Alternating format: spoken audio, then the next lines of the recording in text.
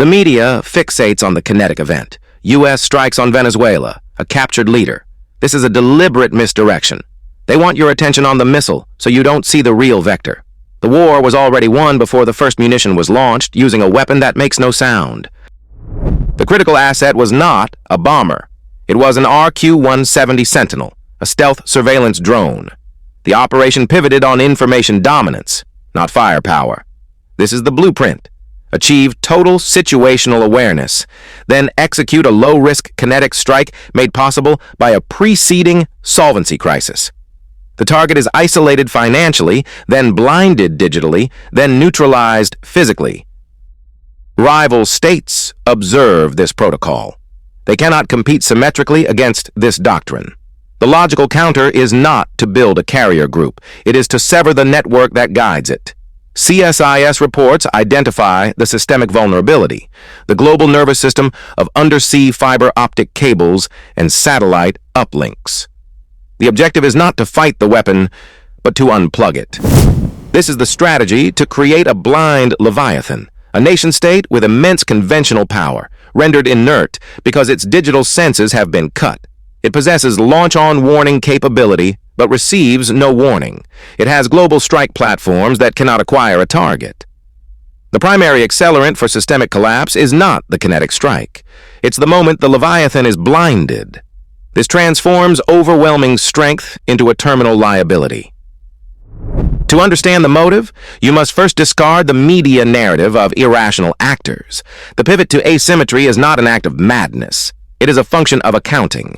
When a state cannot compete symmetrically, it faces a solvency crisis. This is not merely about national debt. It is a crisis of political and military capital. Consider the Russian Federation. CSIS analysis frames the prolonged kinetic conflict not as a show of strength, but as a severe domestic liability. An unpopular, resource-draining war erodes the regime's internal stability. The kinetic cost exceeds the political return. This is the definition of a solvency crisis. The state cannot afford the price of conventional, symmetrical warfare without collapsing from within.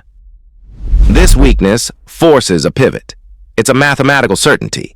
When faced with an opponent who can execute low-risk kinetic strikes at will, as demonstrated by U.S. operations in Venezuela, a conventionally weaker state has only one rational path. It must change the rules of the game. It must escalate asymmetrically to create a new, unacceptable liability for the dominant power. The only defense against a low-cost kinetic strike is to threaten a high-cost systemic collapse. The calculus of modern conflict is no longer about industrial capacity. It is a simple cost-benefit analysis of kinetic delivery. The Royal United Services Institute, RUSI, quantifies this shift with chilling precision. A 5 million main battle tank, a pillar of conventional land power, can now be reliably neutralized by a $500 first-person view drone. This is not a marginal improvement. It is a 10,000 to 1 cost asymmetry. The very economics of lethality have been inverted, rendering billions in legacy military hardware a depreciating liability on the global battlefield. This economic inversion has a name: the democratization of violence.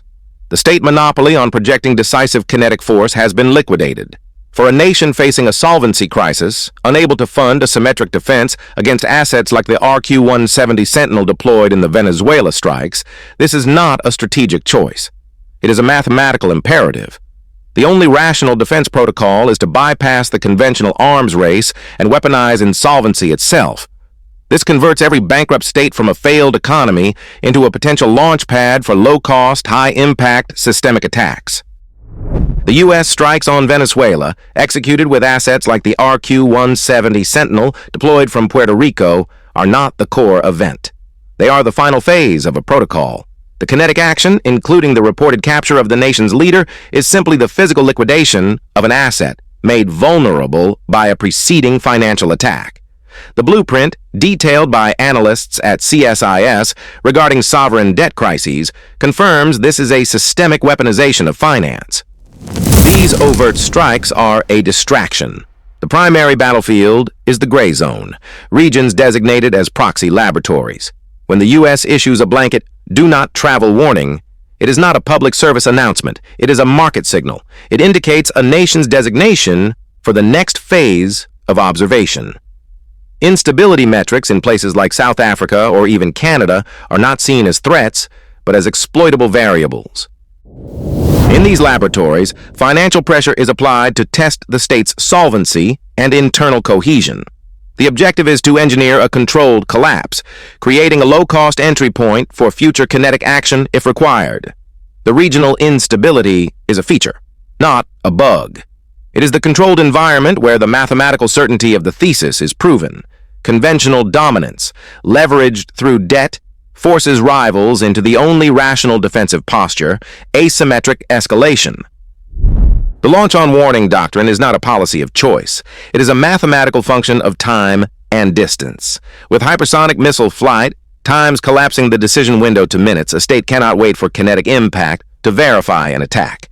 The protocol is systemic. Upon detection of an incoming strategic launch, a retaliatory strike is initiated immediately. There is no time for human deliberation, only for protocol execution. This creates the ultimate asymmetric vulnerability.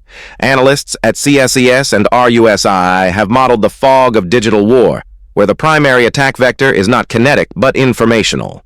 A targeted cyber attack does not need to destroy a single silo. It only needs to blind the early warning network, the radars, the satellites, the data links. In that moment, the commander is faced with a zero-sum calculation. Is the sensor blackout a system malfunction, or is it the prelude to decapitation? The launch-on-warning protocol defaults to the worst-case scenario. Out of fear, born from engineered blindness. The commander is forced to launch. The doctrine itself becomes the weapon, turning a cyber attack into a trigger for global kinetic escalation. This isn't a mistake. It's a feature of modern deterrence. The Venezuela blueprint, combining a sovereign debt crisis with low-cost kinetic strikes, as documented by Stars and Stripes and enabled by assets like the RQ-170, has a terminal flaw. It presents a zero-sum outcome to insolvent rival states. Forced into a corner, their response protocol cannot be symmetric.